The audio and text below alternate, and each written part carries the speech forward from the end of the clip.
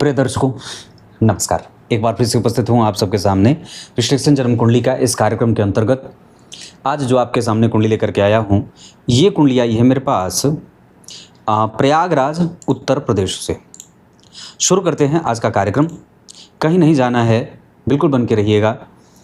ये कुंडली प्रथम दृष्टया आपको जो दिख रहा है, जैसे यहाँ देख रहे हैं आपकी सूर्य के साथ राहु बैठे हुए हैं, उसके बाद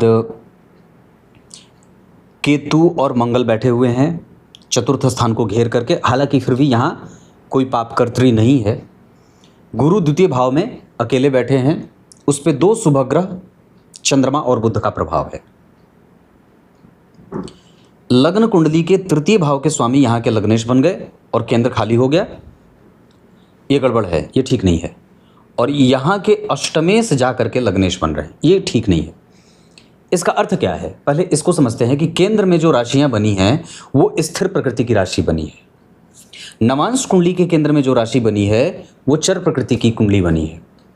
और दशमांशा चक्र में जो स्थिति बनी है वो द्विस्वाभाविक बनी है। ये आप इसको जरा समझिए कि मैं एक, जैसे कुंडली के जितने षोडश वर्ग होते हैं, सप्तवर्ग होते हैं, उसमें ये बात विशेषतया मायने रखती है कि केंद्र में क्या लिखा है। भाई, केंद्र में क्या लिखा है? तो केंद्र में यहाँ स्थिर लिखा है, यहाँ चर लिख दिया और यहाँ द्विस्वाभाविक लिख दिया।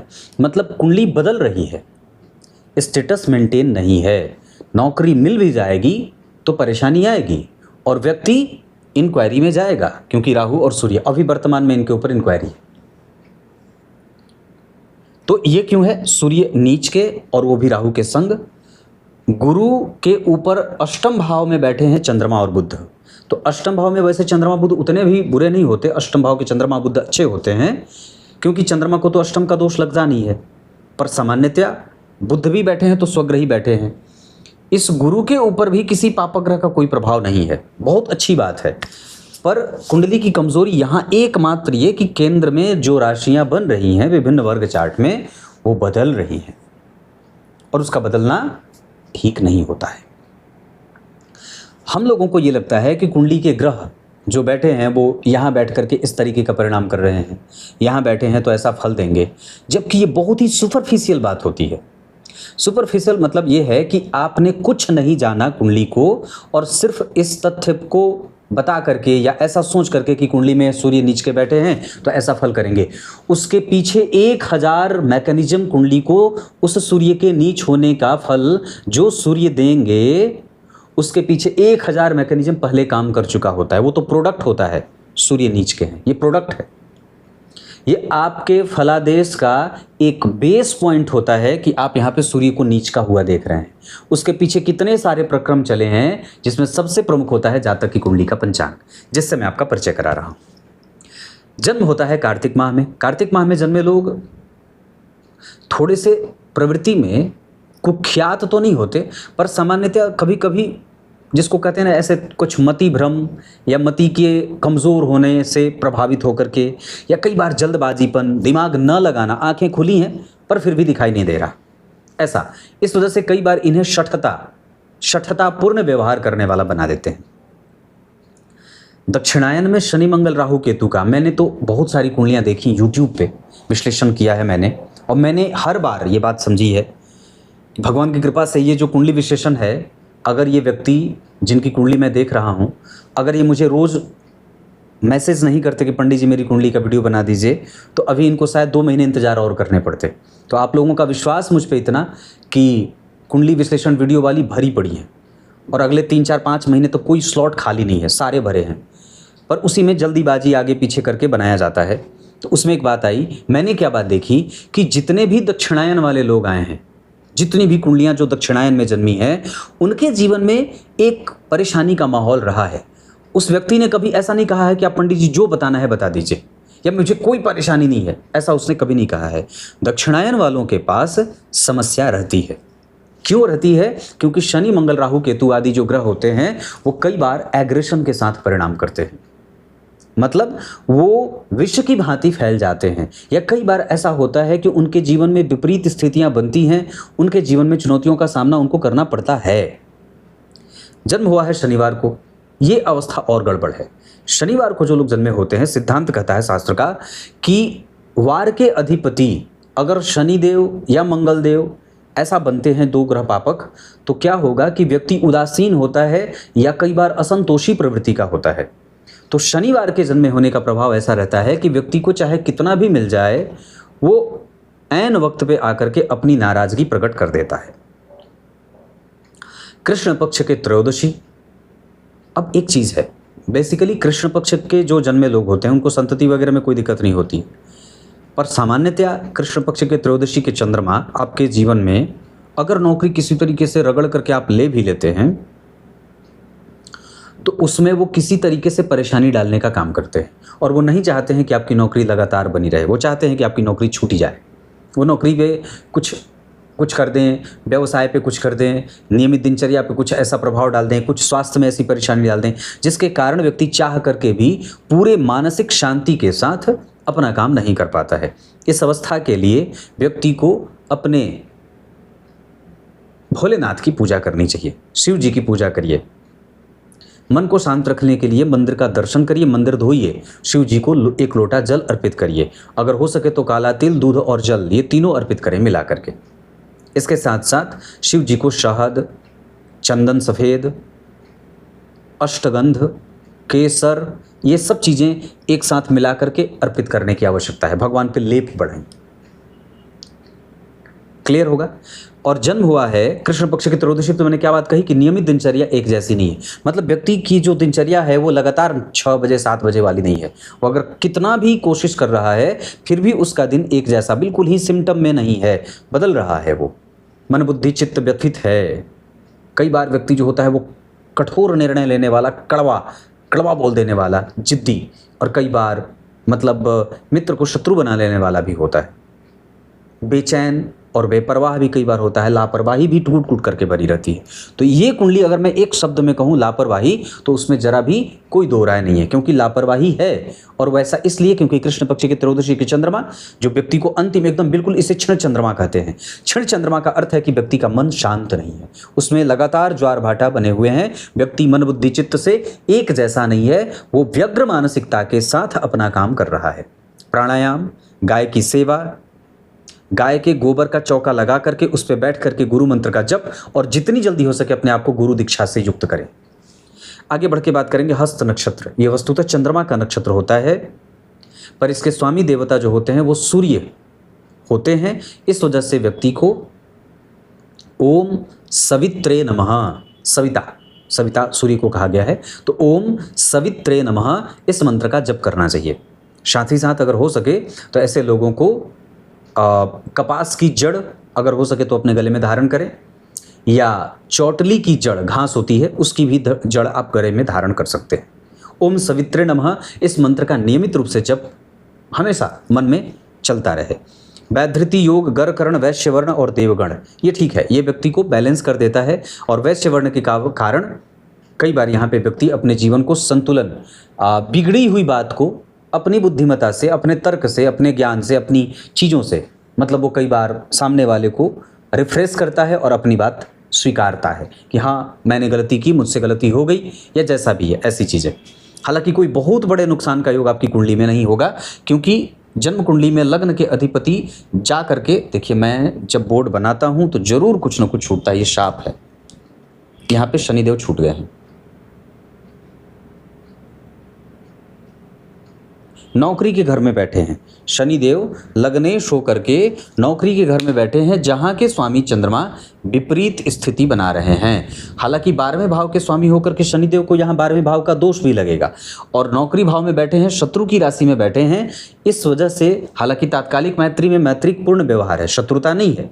मतलब जो पंचधा मैत्री होती है उसमें ग्रह अगर जिस राशि में बैठा है, उस राशि का अधिपति अगर उससे 3 घर के अंदर में बैठा है, तो 3 घर के अंदर में है, यहाँ से गिनेंगे, यहाँ से छोड़ करके यहाँ से गिनेंगे 1 2 3, तो सूर्य चंद्रमा अगर यहाँ बैठते तो तात्कालिक शत्रुता में चले जाते।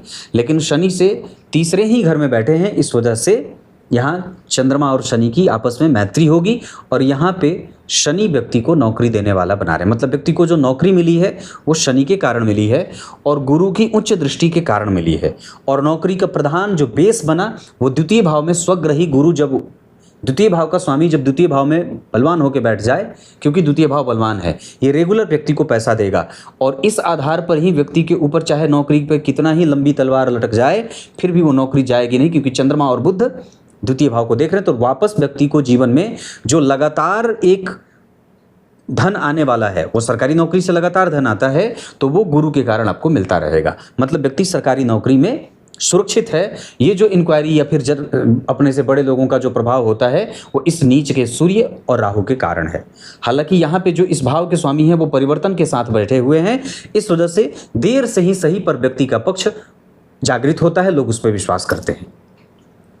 यह आपकी कुंडली का पंचांग है। अब मैं आपकी कुंडली में बैठे ग्रहों पे आपका ध्यान लेके आता हूँ। अब यहाँ से आगे बढ़ते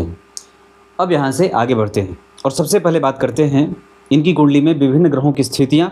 तो चंद्रमा बैठे हैं 14 अंश 42 कला हस्त नक्षत्र में, वो आपको वात जनित बीमारियाँ दे रहे हैं। और अष्टम भाव में बुध के साथ बैठे हैं तो मृत्यु सुखद भी दे रहे हैं। घर से बहुत ज़्यादा दूर नहीं, पर सामान्यतया आचार्य वराहमिहिर का यह सिद्धांत कि जन्म कुंडली के अष्टम भाव में अगर ग्रह शुभ ग्रह होकर के बैठा हो, बुध वहाँ स्वग्रही हैं, चंद्रमा हालांकि पापक हैं पर फिर भी गुरु की दृष्टि अष्टम भाव को बलवान बना रही है, इस वजह से व्यक्ति की मृत्यु सुखद और अच्छी होगी। सामान्यतया ये आपके हाजिर जवाबी को कई बार कमज़ोर कर रहे हैं। नेचर के हिसाब से बहुत अच्छा बना रहे हैं, व्यक्तित्व तो बहुत अच्छा है, आचरण बहुत अच्छा है, व्यवहार बहुत अच्छा है, मधुर भाषा भी बहुत अच्छी है, पर वक्त पड़ने पे व्यक्ति अपना जो उत्तर है वो पूरे साफ गोई से नहीं दे पाता है। सूर्य बैठे हैं चंद्रमा हस्त नक्षत्र के और बुध 28 अंश 42 कला के। यहाँ पे बुध स्वग्रही हैं और निश्चित रूप से आपकी कुंडली में सबसे ज़्यादा अंशों के साथ बुध ही विराजमान हैं। इसका अर्थ होगा कि इस कुंडली के पंचम भाव के स्वामी ही आत्मकारक ग्रह बन रहे हैं और नवांश कुंडली में वो स्वग्रही होकर के वर्गोत्तम हो रहे हैं। इसका मतलब होगा कि आपकी कुंडली में 2026 के अप्रैल से जो दशा आने वाली है वो आपके लिए श्रेष्ठ और लाभदायक दशा के रूप में सिद्ध होगी। आपकी कुंडली का बुध हर जगह आपको श्रेष्ठ, गतिमान, बेहतरीन और एक अच्छा फल देने वाला ग्रह बन रहा है। नवम स्थान में सूर्य नीच के राहु के साथ या नीच राशि में बैठे हैं राहु के साथ 14 अंश पे, अवस्थागत तो ठीक है। 28 अंश के राहु हैं जहां सूर्य स्वाति नक्षत्र में और राहु वहीं बैठे हुए हैं, पर फिर भी यहाँ पे कई बार व्यक्ति के भाग्य को कमज़ोरी मिलती है। हालांकि फिर भी भाग्य का सुख 100% मिलेगा, क्योंकि इस भाव के ठीक पीछे गुरु, चंद्रमा, बुध आदि ग्रह का प्रभाव है और इनका भी प्रतिफल यहाँ शुक्र के कारण मिलता रहेगा।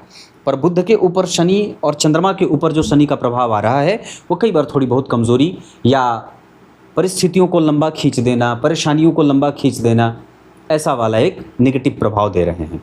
पर यहाँ पे सूर्य राहु के साथ बैठे हैं तो कई बार धार्मिकता, वैधानिकता और जो मजबूत इच्छा शक्ति होती है, आत्मविश्वास होता है, धन कमाने में जो एकदम बिल्कुल एक सपाट मैदान मिला हुआ है, व्यक्ति उस पर आराम से चल रहा है, वो नहीं आने देते हैं। इस अवस्था में कई बार व्यक्ति के जीवन में ये सूर्य और राहु घर्षण देने का काम करते हैं। अंततोगत्वा व्यक्ति की ही जीत होती है, पर सामान्यतया परेशानियों के बाद। दसम, एकादशवां, 12वां और लग्न खाली। द्वितीय भाव में गुरु बैठे हैं स्वग्रही, लाभेश होकर के धन भाव में स्वग्रही बुध और चंद्रमा के प्रभाव में हैं। इस वजह से व्यक्ति अगर कल को चाहे तो अपना व्यापार भी कर सकता है, पर सामान्यतया नौकरी के योग ज़्यादा अच्छे हैं। व्यक्ति ट्रांसपोर्ट से संबंधित काम करता है, रेलवे में काम करता है, पेट्रोलियम में काम करता है, उसके बाद वन विभाग में काम करता है, ऐसे क्षेत्रों में काम करते हुए देखा जाता है। और द्वितीय भाव में स्वग्रही गुरु जो बैठे हैं ये अवस्था में वक्री हैं, 23 अंश के वक्री हैं। इनका काफ़ी हद तक प्रभाव लग्न का भी मिलेगा और इस अवस्था के कारण व्यक्ति के जीवन में अनुभव भी जुड़ जाता है। मतलब उसके जो जीवन की गति है वो कई सारे एक्सपीरियंस को लेते हुए आगे बढ़ेगी। और जब व्यक्ति के जीवन का अंत काल आएगा, मतलब जो जीवन जब वो रिटायरमेंट होगी उसकी, तो उसके साथ एक लंबी अच्छी कहानी, अच्छी और बुरी कहानियों का एक पुलिंदा होगा। मतलब ये अनुभव भी देंगे। तो अनुभव कौन दे रहे हैं? गुरु दे रहे हैं। द्वितीय भाव में स्वग्रही गुरु वक्री हैं, इस वजह से वहाँ पे वो शुभ परिणाम देंगे और व्यक्ति को नौकरी, उसकी अच्छी एजुकेशन, अच्छी वाक शुद्धता, बढ़िया नेचर और इतना ही नहीं, एक अच्छी आयु, सुखी जीवन और अच्छा दाम्पत्य संबंधों में ऊंचाइयां देने वाला ऐसा बना देते हैं। लेकिन गुरु जो वक्री हैं वो कभी कभी विवाह में मतभेद भी छोटे छोटे देते हैं, हालांकि वैसे कोई बहुत बड़ी बात नहीं है। तृतीय भाव में केतु, व्यक्ति मेहनत करता है पर बहुत ज़्यादा मेहनती नहीं है, वहाँ वो थोड़ी और अपने ऊपर काम कर सकता है, अपने घबराहट पे काम कर सकता है, बेचैनी पे काम कर सकता है, डर को लेकर के काम कर सकता है, अपनी स्थिरता को लेकर के काम कर सकता है, तर्क विद्या और बुद्धि को लेकर के काम कर सकता है। मतलब हमें वहाँ पे फोकस बढ़ाने की आवश्यकता है, हम और भी ज़्यादा अपने आप को एज ए ट्रेनर और भी चीज़ें सीख सकते हैं। ट्रेनी, चतुर्थ स्थान के अधिपति का अपने भाव से चतुर्थ भाव में बैठना माता का सुख देता है, भवन भूमि वाहन का सुख देता है, एक आसान सा जीवन दे देता है, लेकिन शुक्र की दशा में। जबकि पंचम भाव में मंगल बैठे हैं, इस पे जरा ध्यान से देखें तो किसी भी तरीके से मंगल नीचाभिलाषी हैं, राहु से दृष्ट हैं, इस भाव का स्वामी अष्टम में गया है। इस वजह से विद्या, बुद्धि, विवेक, सफोकेशन, निर्णय, प्रेम, यश, मान, पद, प्रतिष्ठा, ये सब मंगल के कारण कमज़ोर हो रहा है। और इस कुंडली को यही चीज़ कमज़ोर कर रही है कि पंचम भाव कहीं ना कहीं पीड़ित है, परेशान है, क्योंकि पंचम के अधिपति अष्टम में, हालांकि बहुत अच्छी बात है कि थोड़ा बहुत जो मिला हुआ है वो इस बुध के कारण मिला है, क्योंकि अपने भाव से 4 घर आगे बैठे हैं और वर्गोत्तम है, तो पंचमेश वर्गोत्तम है, तो व्यक्ति को मिलेंगी सारी चीज़ें। पर जो कभी कभी उसने गलती की है, जो प्रतिष्ठा में कमज़ोरी मिली है, जो एक तलवार लटकी है, जो नुकसान हुआ है, वो इस नीचाभिलाषी मंगल के कारण हुआ है। जबकि छठवें स्थान में शत्रुगत शनि नौकरी तो दे रहे थे, पर नौकरी के साथ अपनी दशा काल में शनि जब कभी भी आएंगे तो उसके बॉस हो जाएं, उसके अधिकारी हो जाएं, उसके जो साथ चलने वाले कर्मचारी हो जाएं, या उसकी जो दिनचर्या हो जाए, या उसके साथ वो कहीं ना कहीं एक मतभेद देता है, या कई बार उसके खिलाफ षड्यंत्र करने वाले एक्टिव हो जाते हैं, या कई बार वो किसी दूसरे की गलती खुद पे ले करके उसको ढांकने की काम की स्थिति में चला जाता है। मतलब यहाँ पे शनि का प्रभाव थोड़ा कमज़ोर होगा। तो जो साहस, बल, पराक्रम है वो शनि के कारण है, और जो नुकसान हो रहा है वो भी शनि के ही कारण, क्योंकि एक ही ग्रह आवश्यक नहीं कि वो हमेशा बुरा ही परिणाम करेगा, कई बार वो अच्छा परिणाम भी करता है। तो जो पेशेंस है वो शनि के कारण है, जो आलस्य है वो शनि के कारण है, जो नौकरी मिली है वो शनि के कारण है, और जो आपके खिलाफ षड्यंत्र हुआ, कोई राजनीति हुई, तो वो इसी शनि के कारण है। जरा ध्यान से देखें तो शनि और केतु का प्रभाव जन्म कुंडली के तृतीय भाव पे है। इस वजह से व्यक्ति के पराक्रम को कई बार लोग पहचान नहीं पाते, या व्यक्ति जितना चाहे दे दे उसका जिक्र नहीं होता। अच्छी चीज़ें कई बार होता है ना कि आप इमेज बनाने के लिए बहुत दिन मेहनत करते हैं, लेकिन इमेज जब कमज़ोर हो जाती है तो पल भर में वो इमेज, वो तुरंत आपकी जो प्रकृति है वो लोगों की दृष्टि में चुभ जाती है। तो कुछ ऐसी स्थिति जो जीवन में बनेगी वो इसी शनि और केतु के कारण बनेगी। गुरु जो है वो 23 अंश के बैठे हैं, केतु 28 अंश के बैठे हैं, मंगल 8 अंश के बैठे हैं और शनि 9 अंश के बैठे हैं। जबकि शुक्रदेव 28 अंश पे बैठे हैं 21 कला पे, और बुधदेव 28 अंश 42 कला पे। अमात्य कारक ग्रह जन्म कुंडली में शुक्र बन रहे हैं। किसी भी पुरुष की कुंडली के लिए सप्तम भाव के कारक शुक्रदेव हो जाते हैं, वो नीचाभिलाषी हैं, सूर्य नीच के हैं। तो जन्म कुंडली में सुख भाव के स्वामी और भाग्य भाव के स्वामी नीचाभिलाषी ग्रह भी नीच के ही सदृश लगभग परिणाम करने लगता है। ऊपर से उस पर शुक्र की दृष्टि कहीं ना कहीं एक कमजोरी का कारण बन जाती है। इस पे किसी भी शुभ ग्रह की कोई दृष्टि नहीं है। इस वजह से इस कुंडली का मानसिक सुख, मानसिक शांति, कम्युनिकेशन, भाग्य, हालांकि यहाँ पे व्यक्ति माता और पिता की सेवा खूब करेगा, भाग्यशाली भी है, पत्नी के आने के बाद चीज़ें स्थिर भी हुई हैं, पर फिर भी यहाँ पे गड़बड़ी है, क्योंकि कारक होते हैं और वो अकेले बैठे हैं, जो कि ठीक नहीं होता है। इतनी सारी चीज़ें। दशमांश चक्र पे थोड़ा सा फोकस करूंगा। यहाँ के अष्टम भाव के स्वामी लग्नेश बनते हैं, लग्न के अधिपति होकर के देखिए नौकरी के भाव में, लेकिन ये भी नीचाभिलाषी हैं। जन्म कुंडली के पंचम भाव में केतु, पंचमेश दशम में गुरु के साथ, चतुर्थ और पंचम भाव के स्वामी का दशम में बैठना ये दर्शाता है कि व्यक्ति नौकरी में रहेगा, उसकी नौकरी जाएगी नहीं। और गुरु और शनि के कारण व्यक्ति के कर्म क्षेत्र से या उसका जो करियर है उसके साथ अन्याय नहीं करेगा, उसके जो बड़े अधिकारी हैं वो उसके साथ अन्याय नहीं करेंगे। हालांकि यहाँ पे कई बार कैडर खेल दिया जाता है। क्यों ऐसा मैं बोल रहा हूँ? क्योंकि सूर्य नीच के हैं, तो कई बार जो उच्च वर्गीय कर्मचारी है अगर वो किसी चीज़ से प्रभावित नहीं है तो फिर आपको कोई नुकसान नहीं होगा। लेकिन अगर वो किसी चीज़ से प्रभावित है, क्योंकि गुरु और शनि बैठ रहे हैं तो शनि का बल बढ़ रहा है, तो यहाँ पे पंचमेश का बल बढ़ रहा है, चतुर्थ का बल कमज़ोर हो रहा है। तो यहाँ पे आपको अपनी पहचान भी सिद्ध करनी होगी। वहाँ पे आपको बहुत अच्छे तरीके से हो सकता है तो पैरवी वगैरह भी, इससे भी आप काम चला सकते हैं, क्योंकि आपकी कुंडली में गुरु, शनि, सूर्य, राहु बैठे हैं। तो ऐसी अवस्था में कई बार व्यक्ति की पहचान उसको उस समस्या से बाहर निकालने में काम आ जाती है। जबकि दशमांसा चक्र में 12वें भाव में मंगल बैठे हैं। मंगल अष्टम भाव के साथ साथ तृतीय भाव के स्वामी हैं, 12वें बैठे हैं। यहाँ पे तीसरे भाव को देखिए, तीसरे भाव के स्वामी नीचाभिलाषी, और जरा ध्यान से देखिए तो यहाँ पे तीसरे भाव के स्वामी 12वें और अष्टमें सोकर के 12वें हैं। और जरा ध्यान से देखें तो किसी भी तरीके से इन पे किसी शुभ ग्रह की कोई दृष्टि नहीं है। बुध बन रहे हैं, लग्नेश अष्टम भाव में, 6वें भाव में बैठ रहे हैं। इस वजह से थोड़ा बहुत बल है, क्रिएटिविटी है। व्यक्ति अपने उस निराशापूर्वक माहौल में, निराशापूर्ण माहौल में एक आशा का भाव जागृत करके बैठा है। तो जो मंगल है, इसके कारण कई बार व्यक्ति को अपने जीवन में रंग भरना पड़ता है, दम लगाना पड़ता है, अन्यथा ये इस वजह से कई बार कमजोरी हो जाती है। जरा ध्यान से देखें तो लग्न के अधिपति जहां बैठे हैं उससे तीसरे घर में चंद्रमा और बुध जैसे दो शुभग्रह बैठे हैं, और उनके ठीक आगे शुक्र बैठे हैं। अब होता क्या है कि व्यक्ति के नेचर में समस्या से लड़ने की जो शक्ति आती है, वो लग्नेश से तीसरे घर में अगर पापग्रह बैठेंगे तो व्यक्ति अपने जीवन में आने वाली किसी भी विषम परिस्थिति का अंत ढूंढ लेता है, या किसी भी तरीके से वो हार नहीं मानता है, हतप्रभ, चिंतित, परेशान नहीं होता है। लेकिन यहाँ पे व्यक्ति के ऊपर परेशानी इसलिए हावी हो रही है क्योंकि लग्नेश के 3 घर आगे 2 सौम्य ग्रह बैठ रहे हैं, और वो भी पीड़ित हैं। क्योंकि जरा ध्यान से देखें तो उनके ठीक आगे नीच के सूर्य बैठे हैं। जहां लग्नेश बैठे हैं उससे ठीक 4 घर आगे नीच के सूर्य बैठे हैं, जो लग्नेश का सुख कमजोर कर रहे हैं। इस कारण से व्यक्ति के जीवन में जो परेशानी आ रही है उसमें व्यक्ति को शिव जी की पूजा करनी होगी, क्योंकि लग्नेश की जहां पे राशि बनी है, जहां वो बैठे हैं, उस भाव का अधिपति विषम परिस्थितियों का निर्माण कर रहा है और व्यक्ति की समस्या को कई बार लंबा खींच रहा है। दशमांसा चक्र में शनि और गुरु केंद्र में बैठे हैं, बहुत अच्छी बात है।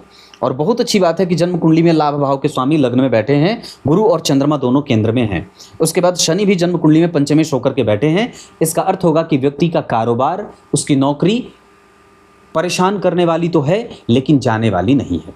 ये मैंने नवमांसा और दशमांसा के आधार पर बात बताई है। अब आगे आपकी कुंडली में चंद्रमा से विभिन्न ग्रहों के फल के बारे में आपसे चर्चा कर देता हूँ। अब बात करते हैं चंद्रमा से विभिन्न ग्रहों की जो दूरी है वो आपको किस तरीके से परेशान और प्रभावित कर रही है, या आप में क्या कुछ जोड़ रही है या क्या कुछ घटा रही है। तो चंद्रमा के साथ जब बुध होते हैं तो व्यक्ति को बाय नेचर तो अच्छा बनाते हैं, पर वो व्यक्ति सिर्फ अपने लिए ही अच्छा बन के रह जाता है। जब वही अच्छाई वो सामने किसी के लिए प्रस्तुत करता है तो उस पे लोग हंसी कर देते हैं, और यहाँ पे कई बार व्यक्ति उसी हंसी का शिकार हो जाता है और अपने आत्मविश्वास को कमज़ोर कर लेता है। उसी चंद्रमा के साथ जब बुध एक साथ बैठते हैं तो व्यक्ति देखने में बड़ा सुंदर है, पर उसकी सुंदरता को वो भुना नहीं पाता है, अपनी बुद्धिमानी को भुना नहीं पाता है, या ये कह सकते हैं कि वो सफोकेट हो जाता है संसाधन और साधन से युक्त होने के बावजूद।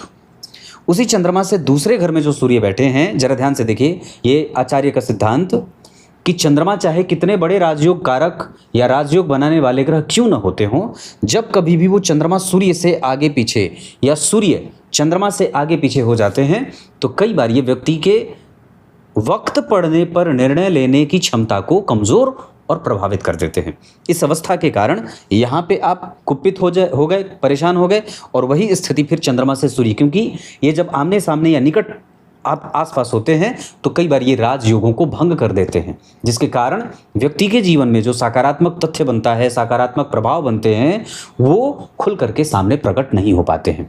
उसी चंद्रमा से जब दूसरे घर में राहु होते हैं तो व्यक्ति के एट ए टाइम निर्णय लेने की क्षमता को कमज़ोर कर देते हैं, या यहाँ तक कि व्यक्ति की बुद्धि धरी की धरी रह जाती है। उसी चंद्रमा से 7 घर आगे गुरु व्यक्ति को एक तरफा अच्छा बना देते हैं, सिर्फ अपने लिए, पर वो अच्छाई पलट करके आपके लिए किसी दूसरे के द्वारा आ रही है कि नहीं, ये दिखता ही नहीं है।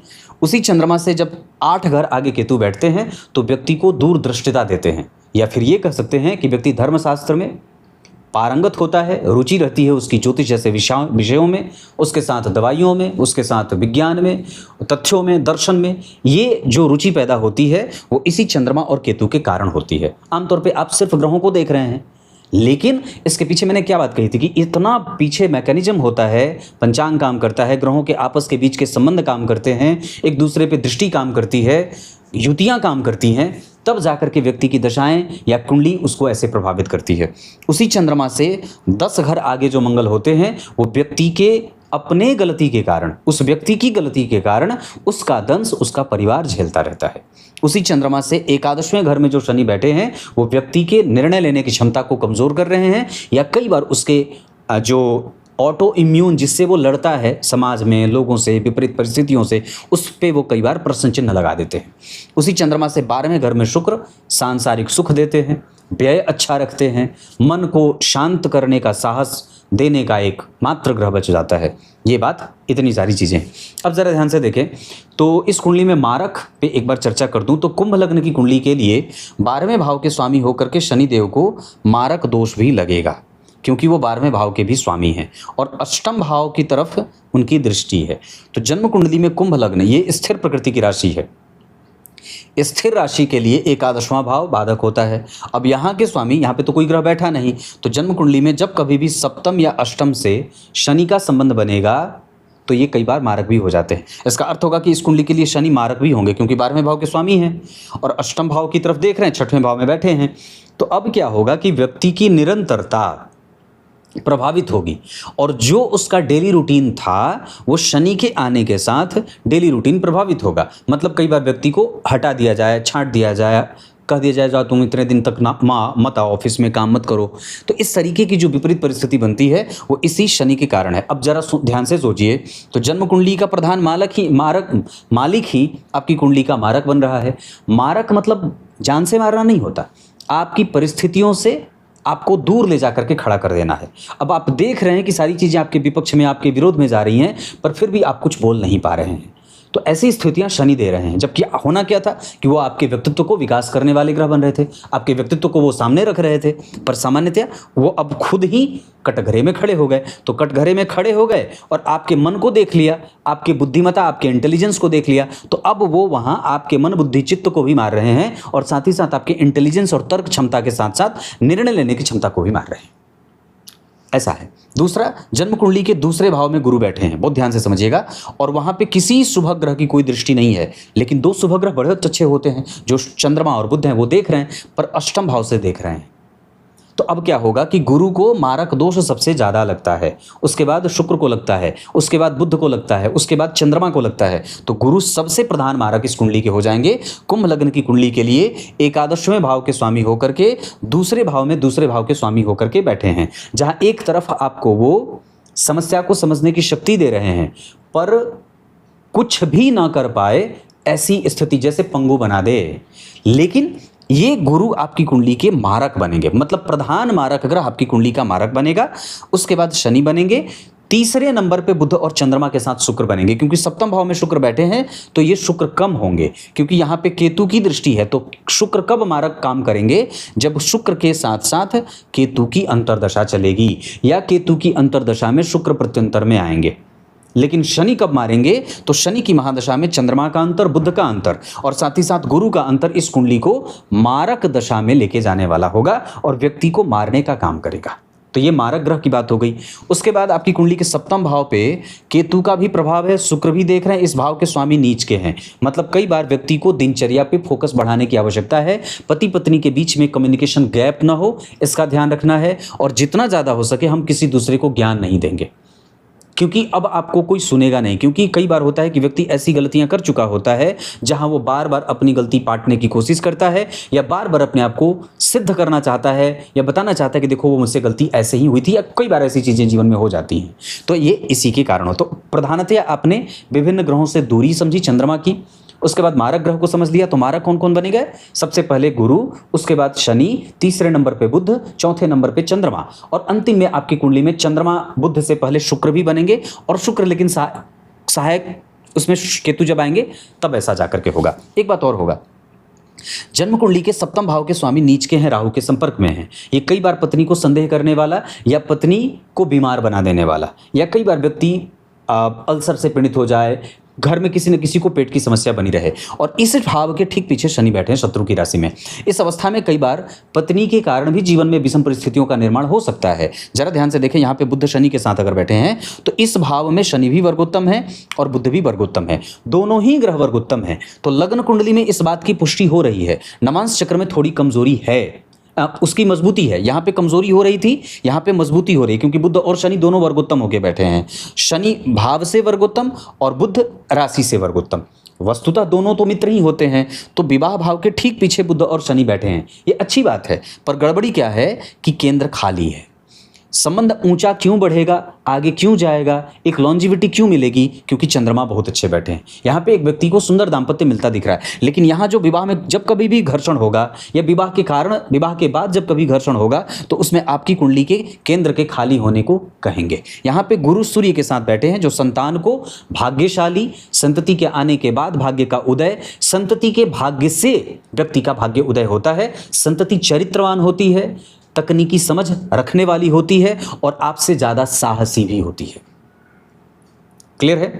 अष्टक वर्ग पे ध्यान लेके आता हूं। आपकी कुंडली में हमें अपने आप को और भी ज्यादा मजबूत और प्रतिज्ञापन्न होना है। हम जो बात कह रहे हैं हम उस पर विश्वास करेंगे। उसके बाद हमें अपनी वाणी को और भी ज्यादा शांत और गंभीर बनाने के ऊपर विचार करना है। गणेश अथर्वशीर्ष का पाठ करना चाहिए, गणपति अथर्वशीर्ष का पाठ। मेहनत हम और करेंगे, अपने आप को और भी ज़्यादा हम ट्रेंड करेंगे। उसके बाद हम अपने मन को शांत करने के लिए माता से संबंध अच्छे रखेंगे, मंदिर का दर्शन करेंगे, प्राणायाम करेंगे, घर से बाहर निकलते समय दीपक जला के निकलेंगे, बेल के वृक्ष के चारों तरफ दीपदान करेंगे, रुद्राक्ष धारण करेंगे 5 मुखी। इसके साथ साथ अगर जन्म कुंडली में बात कर दूं तो अपनी वक्त जो अपनी बुद्धि है वो वक्त पड़ने पे हमारे साथ कितनी खड़ी है, इसका ध्यान रखना होगा। साहस, बल, पराक्रम, यश, मान, पद, प्रतिष्ठा आदि इन सभी चीज़ों की वृद्धि के लिए बजरंगबली को चोला अर्पित करना, चमेली का तेल अर्पित करना और सरसों के तेल का दीपक जलाना शिव बजरंगबली के मंदिर में। ये शनिवार या मंगलवार को आप कर सकते हैं। इसके साथ साथ शनिवार के ही दिन अगर हो सके तो पीपल के वृक्ष की परिक्रमा भी बहुत आवश्यक रहेगी। नौकरी चलेगी, बहुत अच्छी चलेगी, घर्षण है, वक्त पड़ने पे ठीक हो जाएगा, अप्रैल तक ये चीज़ें ठीक हो जाएंगी, प्रत्यंतर में वो भी घर बदलेंगे तो ठीक हो जाएगा। उसके साथ हमें अपने नियमित दिनचर्या पे फोकस करना है। साथ ही साथ हमारे शरीर के अंदर जल की अधिकता ना हो। हम बहुत ज़्यादा कोई हमें सीरियस ले नहीं रहा है, हम अगर हो सके तो थोड़ा शांत हो जाएंगे, वक्त पड़ने पे ही बात करेंगे, ऐसी चीज़ें हम कर सकते हैं। इसके साथ साथ हमें अपने कम्युनिकेशन को ठीक रखना होगा। पति और पत्नी एक दूसरे के शत्रु ना बने, इसकी कोशिश सदैव करनी होगी।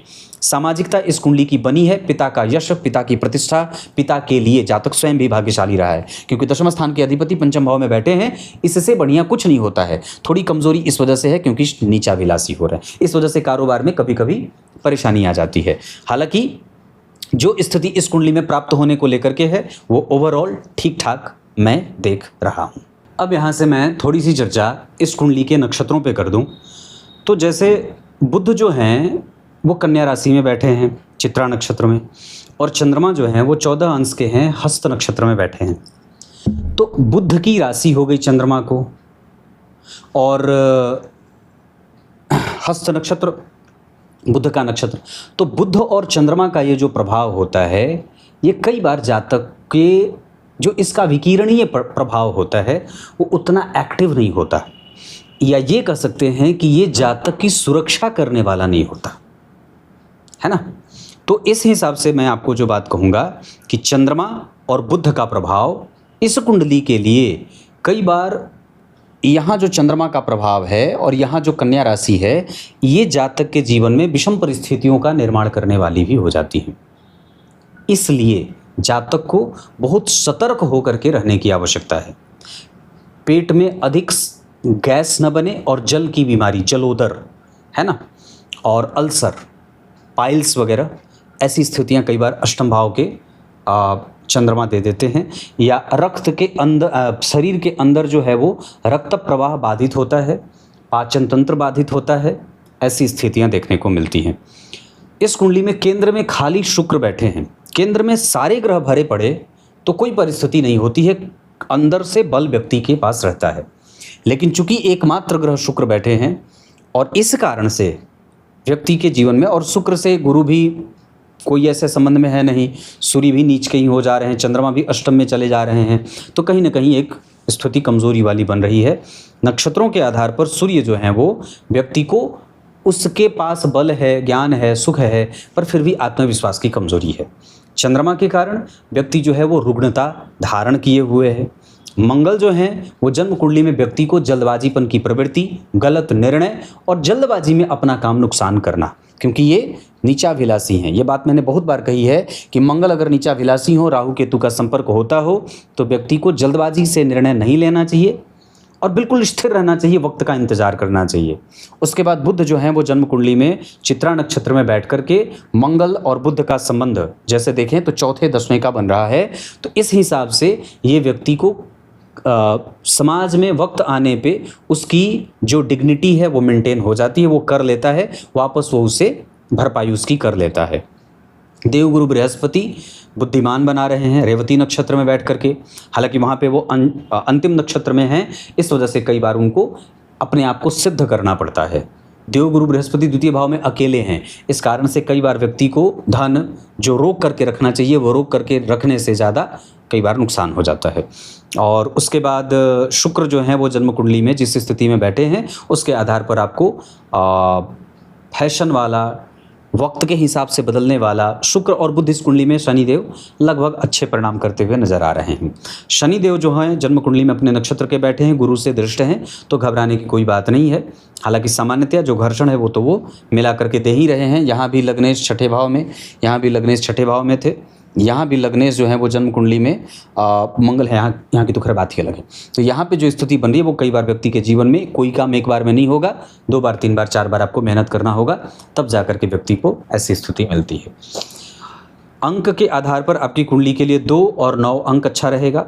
धन कमाने के लिए आप पूरब उत्तर दिशा की तरफ जा सकते हैं। आपकी कुंडली में घर तो मीन, मेष, वृष, मिथुन, कर्क, सिंह, कन्या, तुला, वृश्चिक, धनु, मीन, मेष, वृष, मिथुन, कर्क, सिंह, कन्या उत्तर दिशा के मकान में रह सकते हैं। इसके बाद आपकी कुंडली में अगर मैं देखता हूँ तो अभी लाजवर्त धारण करना है, हनुमान चालीसा का पाठ या हनुमान जी के 12 नामों का उच्चारण प्रत्येक दिन 12 बार, सूर्य को अर्घ, और अगर हो सके तो शनिवार के दिन अनाज का दान करें।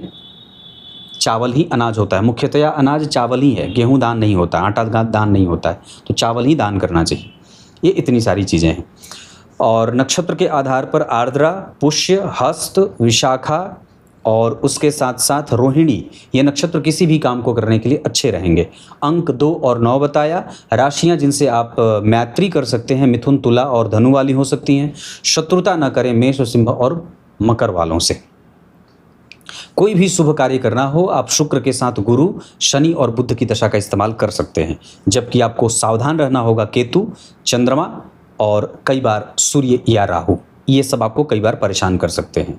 सप्तमेश का पंचम में नवम में जाना, नवमेश का पंचम सप्तम में आना, ये सामान्यतः ठीक होता है। व्यक्ति भाग्य के बल पे अपनी यात्रा आगे की कर लेता है। इस कुंडली का अच्छा समय 2026 के अप्रैल से आएगा। सामान्यतया इस कुंडली में शनि में राहु, शनि में गुरु कमज़ोर जा सकते हैं और उसके बाद शनि में केतु भी कमज़ोर जा सकते हैं। मतलब कमज़ोर जाने का अर्थ होगा मानसिक दबाव बढ़ेगा। बुध जो हैं वो जब एक्टिव होंगे तो बहुत अच्छी दशा रहेगी। उस बुध की महादशा में केतु का अंतर और उस बुध की महादशा में मंगल का अंतर और उस बुध की महादशा में राहु का अंतर, ये कष्ट देने वाला हो सकता है। रोग में मैंने पेट में वात जनित समस्या ज़्यादा बताई है, बाकी आपकी कुंडली में ऐसे कोई घर्षण वाली बात नहीं है। तब तक के लिए महादशा अंतरदशा में एक बात और बता दूं, होरा चक्र के आधार पर तो शनि, राहु, केतु, शुक्र और चंद्रमा आपके सपोर्ट में खड़े रहने वाले ग्रह होंगे। बस उस समय आपको अपने अनुशासन का पालन करना होगा। इसके अतिरिक्त गुरु, मंगल, सूर्य और बुध में से गुरु, मंगल और सूर्य आपको धन देने वाले ग्रह बनेंगे। शनि की दशा काफ़ी शांति से, धैर्य के साथ, धर्म का पालन करता हुआ अनुशासन के साथ बिताएं, अपने बड़ों का आदर करें और अपने बॉस के साथ अनुशासित संबंधों को परिभाषित करें, तब जाकर के ये अच्छे जाएंगे। माता पिता के मामले में ये कुंडली मैं एक बात कह दूं तो माता का सुख इस कुंडली में सामान्यतः ज़्यादा बढ़िया देख रहा हूं। पिता का यश, पिता का प्रभाव, पिता के बल से आपको नौकरी में बल मिलेगा। ये कुंडली संततिवान है, इसमें जरा भी संदेह नहीं है कि व्यक्ति संतति से युक्त है और संतति का सुख भोगेगा। साथ ही साथ भवन, भूमि, वाहन आदि का सुख भी आपकी कुंडली में 100% षोडशांसा चक्र के आधार पर बहुत अच्छा है। चतुर्थांसा चक्र के आधार पर व्यक्ति भाग्य से धन कमाएगा, अपनी पूजा पाठ करने की शक्ति व्यक्ति के पास रहेगी, उसकी धार्मिकता बरकरार रहेगी और मोक्ष की गति। मोक्ष के बारे में मैं आप लोगों को एक बात और बता दूं, मृत्यु के बाद तो चलो ठीक है, हुआ या नहीं हुआ किसी ने देखा नहीं, किसी ने उसकी पुष्टि नहीं की, पर जीवित रहते ही किसी भी प्रकार की इच्छा का समाप्त कर देना, और जितनी देर आप भगवान को याद करते हैं उतनी देर आप मोक्ष में ही हैं। जितनी देर आपने भगवान का नाम जपा उतनी देर मोक्ष ही है आपका। तब तक के लिए बहुत बहुत नमस्कार।